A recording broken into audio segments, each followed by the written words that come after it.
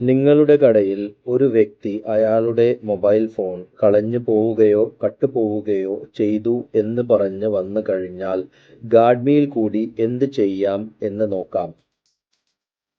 വന്നിരിക്കുന്ന വ്യക്തിയുടെ കൈവശം നഷ്ടപ്പെട്ടു പോയ മൊബൈൽ ഫോണിന്റെ വിവരങ്ങൾ ഉണ്ടെങ്കിൽ ഗാഡ്മിയിൽ റിപ്പോർട്ട് ഫോർ അതേഴ്സ് എന്ന ഫംഗ്ഷൻ ഉപയോഗിച്ച് റിപ്പോർട്ട് ഫയൽ ചെയ്യാവുന്നതാണ്. റിപ്പോർട്ട് ഫയൽ ചെയ്ത് കഴിഞ്ഞാൽ ഗാഡ്മിയിലുള്ള എല്ലാ യൂസേഴ്സും അലേർട്ട് ആയിരിക്കുന്നതാണ്.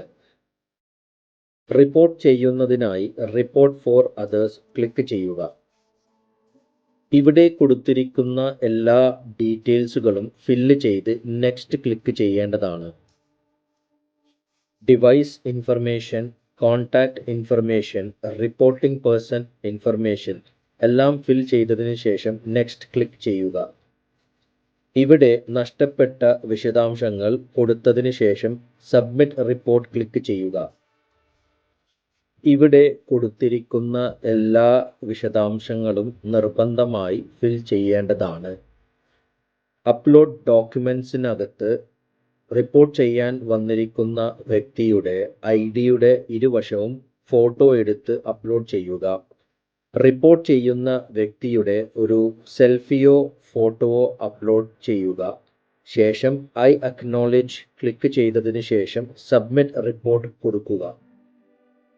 റിപ്പോർട്ട് സക്സസ്ഫുള്ളി സബ്മിറ്റഡ് എന്ന് കാണാം.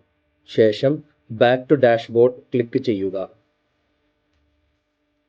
By device IMEI check click ചെയ്ത് റിപ്പോർട്ട് ചെയ്ത IMEI നമ്പർ ടൈപ്പ് ചെയ്ത് സെർച്ച് ചെയ്യുക. ഡിവൈസ് റിപ്പോർട്ട് ചെയ്തിട്ടുള്ള ഡീറ്റെയിൽഡ് വിശദാംശങ്ങൾ കാണാവുന്നതാണ്. ശേഷം ഹോം ക്ലിക്ക് ചെയ്യുക.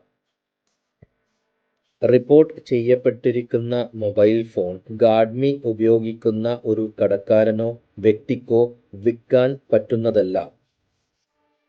കാരണം വിൽക്കാൻ കൊണ്ടുവന്നിരിക്കുന്ന മൊബൈൽ ഫോണിന്റെ IMEI ഗാഡ്മിയിൽ സെർച്ച് ചെയ്യുമ്പോൾ റിപ്പോർട്ട് ചെയ്യപ്പെട്ടതായി കാണാവുന്നതാണ്.